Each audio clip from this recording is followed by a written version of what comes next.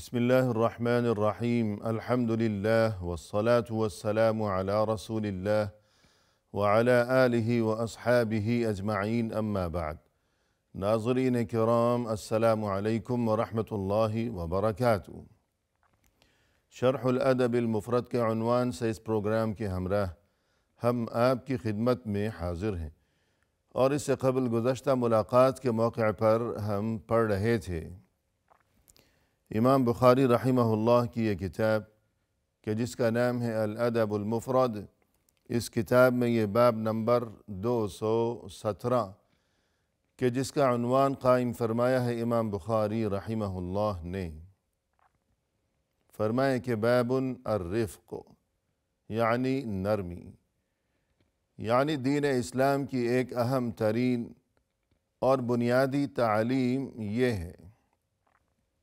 کہ انسان کو چاہیے کہ وہ ہمیشہ نرمی کا راستہ اختیار کیا کرے زندگی کے ہر شعبے میں، اور یہ کہ زندگی کے ہر معاملے میں، اور یہ کہ بلا وجہ سختی سے ہمیشہ اجتناب ہی کیا جانا چاہیے، کیونکہ جہاں نرمی برتی جائے گی تو پھر اس کے نتائج ہمیشہ بہت ہی خوشکن اور دل پسند قسم کے آثار و ثمرات اور نتائج برآمد ہوں گے، معاملات سلجھ جائیں گے۔ لیکن جہاں بے جا سختی برتی جائے گی تو معاملات سلجھنے اور حل ہونے کی بجائے مزید الجھنوں کا شکار ہو کر ہی رہ جائیں گے۔ اس سلسلے میں امام بخاری رحمہ اللہ نے جو احادیث درج فرمائی ہیں اس باب میں، ان میں سے متعدد احادیث ہم اس سے قبل پڑھ چکے ہیں، اور آج کی اس نشست میں ہم آغاز کر رہے ہیں اس حدیث سے کہ جس کا نمبر ہے اس کتاب الادب المفرد میں 470۔ فرمایا کہ عن ابی ہریرہ رضی اللہ عنہ قال قال رسول اللہ صلی اللہ علیہ وسلم ایاکم والشح فإنه أهلك من كان قبلكم سفكوا دماءهم وقطعوا أرحامهم والظلم ظلمات يوم القيامة وإياكم والفحش فإن الله لا يحب الفاحش المتفحش۔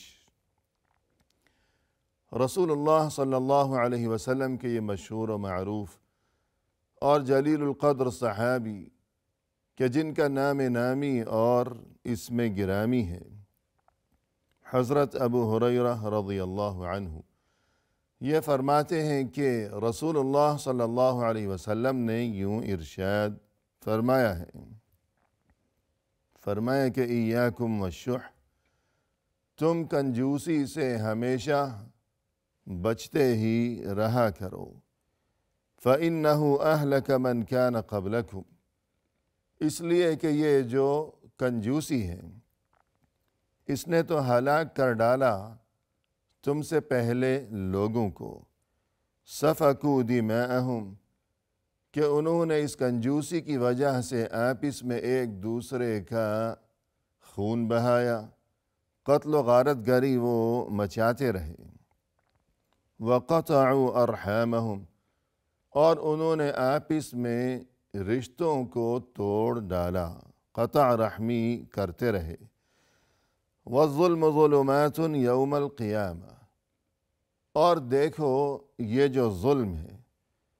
تو اس بات کو یاد رکھو کہ ہر ایک ایک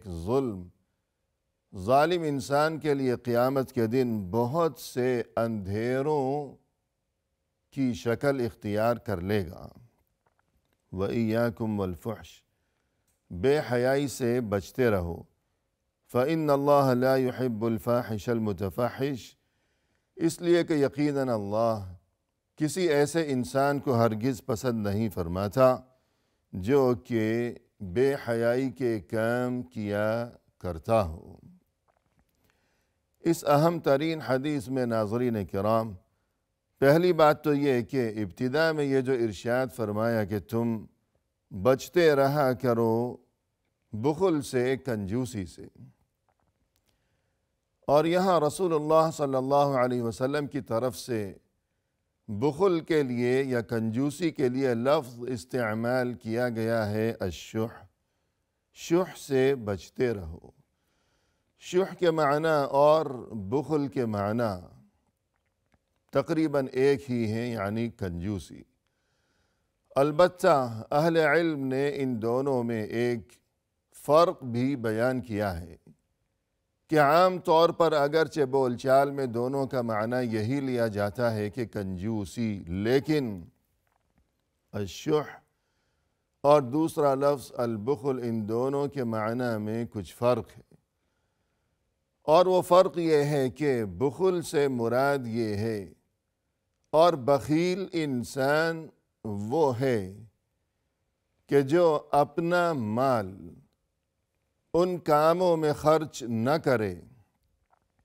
کہ جن کاموں میں مال خرچ کرنا اس کی ذمہ داری قرار دی گئی ہو، دینی طور پر، شرعی طور پر، اور یہ کہ اخلاقی طور پر بھی انسان کی جو ذمہ داریاں ہوا کرتی ہیں، مثلا یہ کہ انسان کے جو اہل و عیال ہیں، بیوی بچے ہیں، ان کے اخراجات، ان کا نان نفقہ اور ان کی ضروریات، اور اسی طرح جو دینی عبادات ہیں، دین میں جو مالی عبادات ہیں کہ جہاں مال خرچ کرنا ضروری قرار دیا گیا ہے، کہ مثلا زکوٰۃ کا معاملہ ہے یا قربانی کا معاملہ ہے، تو یوں اس قسم کا انسان جو ان کاموں میں اپنا مال خرچ نہیں کرتا بلکہ روکے رکھتا ہے کہ جو کام اس کے ذمے لازمی اور ضروری قرار دیے گئے ہوں، اس چیز کا نام ہے بخل۔ اور جو اس قسم کا انسان ہے وہ بخیل ہے، جیسا کہ قرآن کریم میں فرمایا کہ وَلَا يَحْسَبَنَّ الَّذِينَ يَبْخَلُونَ بِمَا آتَاهُمُ اللَّهُ مِنْ فَضْلِهِ هُوَ خَيْرًا لَهُمْ بَلْ هُوَ شَرٌّ لَهُمْ۔ وہ لوگ جنہیں اللہ نے مال سے اور خوشحالی سے نواز رکھا ہو، اور پھر وہ اللہ کے دیے ہوئے اس مال کو خرچ کرنے کے معاملے میں بخل یعنی کنجوسی سے کام لیا کرتے ہوں، تو وہ یوں نہ سمجھیں کہ ہم نے بخل کے ذریعے اور کنجوسی کے ذریعے اپنا یہ مال جو بچا کر رکھا ہوا ہے، تو یہ مال ان کے لیے کوئی خیر نہیں ہے، کوئی بہتری نہیں ہے، بلکہ یہ بچایا ہوا مال در حقیقت ان کے لیے بہت بڑی برائی ہے۔ یعنی قیامت کے دن اس بارے میں جواب دینا ہوگا، حساب و کتاب دینا ہوگا، اور تب یہ بچا کر رکھا ہوا مال بخیل انسان کے لیے پریشانی کا سبب بن جائے گا۔ الغرض اس آیت میں بھی یہی ارشاد ہوا کہ وہ ایسے کام جو ان کے ذمے ضروری قرار دیے گئے ہوں، ان کاموں میں وہ اپنا مال جو کہ اللہ نے انہیں دے رکھا ہے اسے وہ خرچ نہیں کرتے۔ تو اس سے یہی بات سمجھ میں آئی کہ بخیل انسان وہ ہے، اور بخل کے معنی یہ ہے کہ خود اپنا مال اچھے کاموں میں خرچ نہ کرنا اور اسے روک کر رکھنا کہ وہ کسی دوسرے کا مال نہیں چھین رہا، خود اپنے ہی مال کو اس نے روک کر اور بچا کر رکھا ہوا ہے۔ جبکہ اس سے بڑی برائی ہے الشح، اور جس کے معنی یہ ہے کہ انسان کی ہمیشہ یہ کوشش اور یہ جستجو اور اس کے دل میں یہ جذبہ سیاہ ہمیشہ موجزن رہا کرتا ہو کہ میں کسی طرح دوسروں کا مال چھین لوں، کہ اپنا مال اچھے کاموں میں خرچ کرنا وہ تو درکنار، وہ تو بہت دور کا معاملہ ہے۔ اپنا مال وہ کیا خرچ کرے گا کسی نیکی کے کام میں، بلکہ اس کی کوشش تو یہ رہا کرتی ہو کہ جب اسے کوئی موقع ہاتھ آ جائے تو وہ دوسروں کا مال بھی چھین لے اور لوٹ لے، اور یہ کہ وہ اس پر قبضہ کر لے اور دبا لے وہ دوسروں کے حقوق، خواہ اس مقصد کے لیے اسے کسی کا خون بہانا پڑے، کسی کی جان لینی پڑے، اور یہ کہ رشتہ داروں کے ساتھ بدسلوکی، اور یہ کہ رشتوں کو توڑنا ہی کیوں نہ پڑ جائے، اور یہ کہ ظلم ہی کیوں نہ کسی پر ڈھانا پڑ جائے، یا یہ کہ اس مقصد کے لیے یعنی کسی دوسرے کا مال چھیننے کے لیے فحش اور بیہودہ قسم کی گالی ہی کیوں نہ بکنی پڑے، لیکن وہ گالی بھی بکے گا، اور یہ کہ قتل بھی کرے گا، ظلم و ستم بھی ڈھائے گا وہ دوسروں پر، اور رشتہ داریاں بھی توڑ ڈالے گا، صرف اس مقصد کے لیے کہ مال میرے ہاتھ لگ جائے تو سب ٹھیک ہے، باقی کیا رشتہ داریاں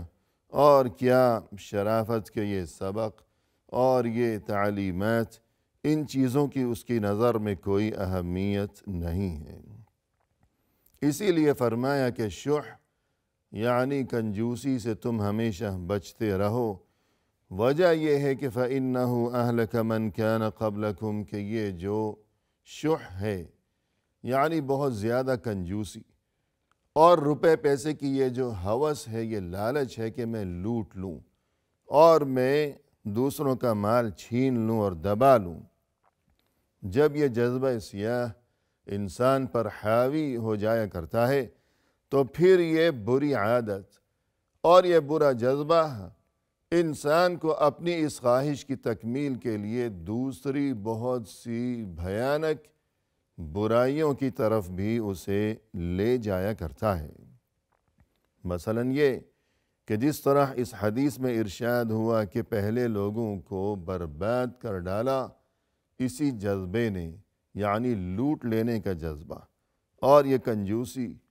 اور روپے پیسے کی محبت اور یہ لالچ،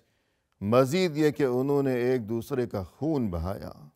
اسی جذبے کی وجہ سے کہ مال ہاتھ لگ جائے، اور یہ کہ رشتوں کو توڑ ڈالا، اور یہ کہ ظلم کرتے رہے وہ ایک دوسرے پر، حالانکہ الظلم ظلمات یوم القیامہ کہ انسان اس دنیا میں اگر کسی کے ساتھ کوئی ایک ظلم روا رکھتا ہے، ایک ظلم کیا ہے، زیادتی کی ہے کسی انسان کے ساتھ، تو یہ ایک ظلم جو ہے یہ اس ظالم انسان کے لیے روز محشر قیامت کے دن وہاں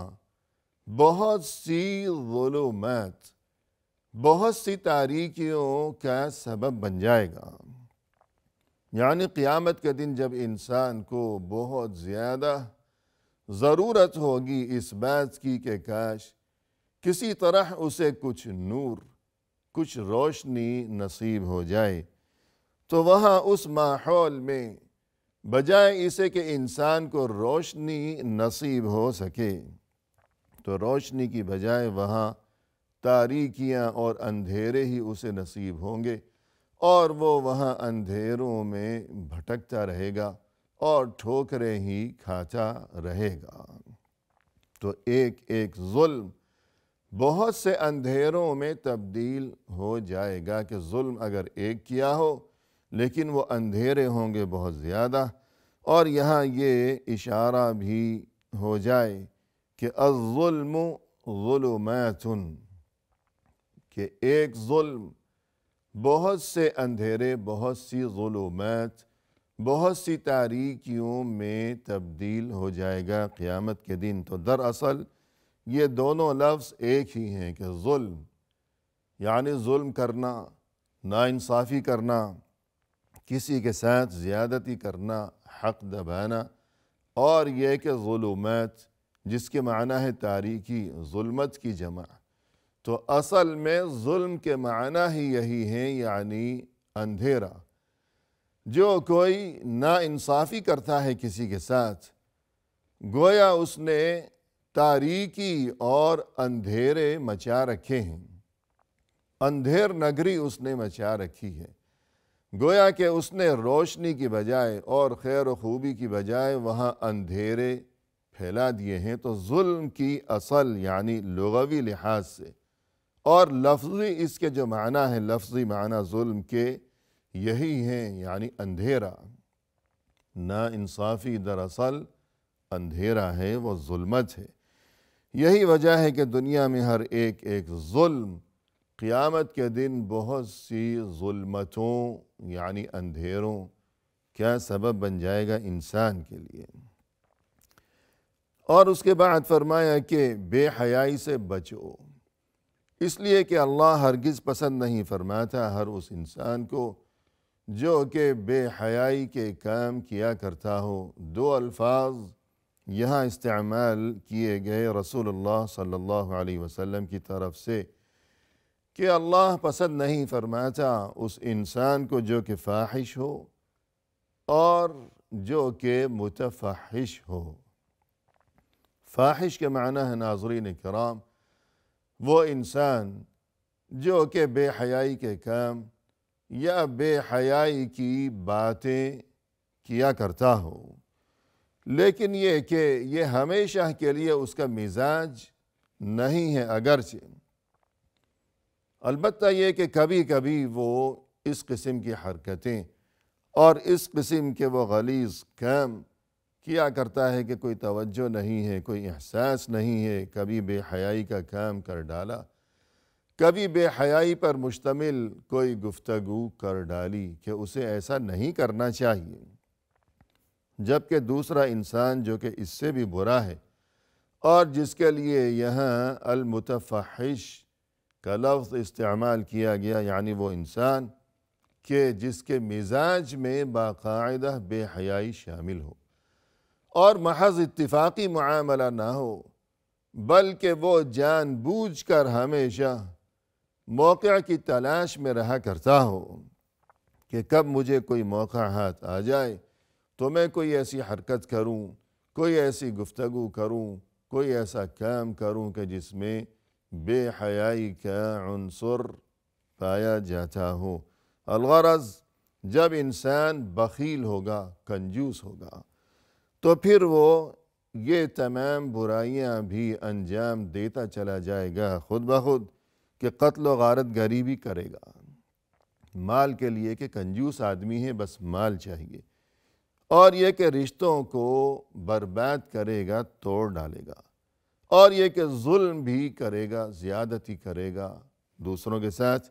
اور یہ کہ بے حیائی کے کام، بے حیائی کی باتیں کہ گالی اگر بکنی پڑے کسی کا مال چھیننے کے لیے تو گالی بھی